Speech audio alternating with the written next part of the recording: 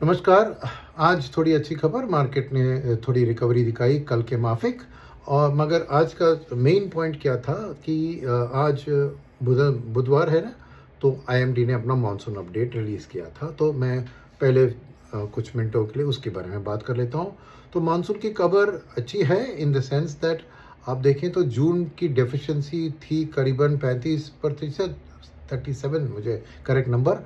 अब डेफिसिट 23% गिर चुका है, यानी जुलाई में बारिश अच्छी हुई है। पर जुलाई में भी अब तक जो 15 दिन की बात है उसमें दो हाफ है।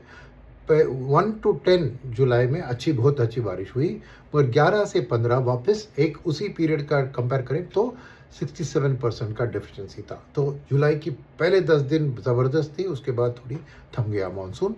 अब ये ओवरऑल नंबर्स है, मगर हमें क्या चाहिए? हमें चाहिए कि ये फूड इन्फ्लेशन को कैसे अफेक्ट करने वाला है और आरबीआई रेट पॉलिसी को। तो उसके लिए हमें सोइंग पैटर्न चाहिए। सोइंग पैटर्न की डेटा बाद में आएगी, मगर बारिश की रीजनल डिस्ट्रीब्यूशन पे ध्यान देते हैं। तो रीजनल में देखा तो ओवरऑल 58% इंडिया के जो टोटल मानसून कवर्ड रीजन है वो डेफिशिएंसी में से है, राइट। तो ओवरऑल इवन नहीं था। तो अच्छी कहाँ पर थी?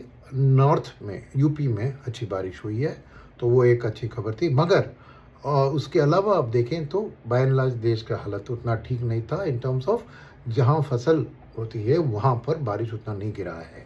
एक एक्सेप्शन है, आंध्र प्रदेश में थोड़ी अच्छी बारिश हुई है, और मध्य प्रदेश में लोकल डिप्रेशन जो होता है ना, उसके कारण अच्छी बारिश होकर उधर 30% सरप्लस में थी सेंट्रल इंडिया में। तो उधर जो क्रॉप्स होते हैं ना, सोया वगैरह वगैरह पल्सेस, उनके लिए शायद अच्छी खबर होगी। तो 30% सरप्लस इन सेंट्रल इंडिया।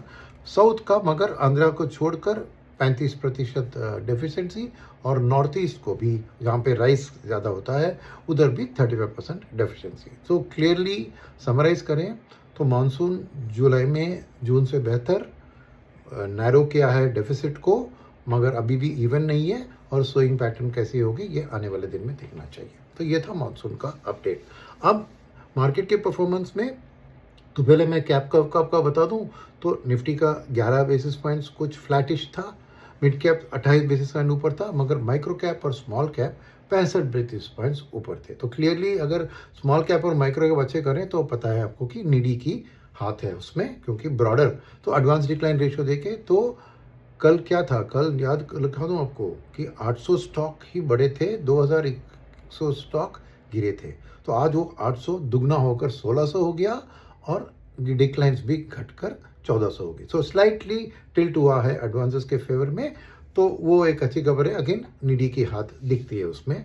तो एफआई और डीआई में क्या किया? तो एफआई ने अपना बिकवाली की सिलसिला जारी रखी, तो आज 700 करोड़ बेचा, और डीआईएस ने वापस उनके पुराने स्टाइल में गए। क्या है वो?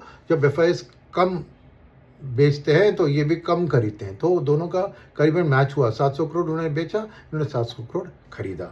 तो क्लियरली एफआईएस और डीआईएस का प्ले थोड़ा सबड्यूड था आज। तो इस हिसाब से आज निटी ने ही मार्केट को थोड़ा प्रोटेक्ट करके अब लिया, क्योंकि मैक्रो लेवल पे देखे आज बात में क्या है कि ट्रम्प का कुछ नया नाटक नहीं हुआ, तो तेल का दाम भी वही 85 पे अटक गया और ज़्यादा बढ़त नहीं हुआ। और डॉलर इंडेक्स भी देखिए फ्लैट था 100.8 या से कुछ।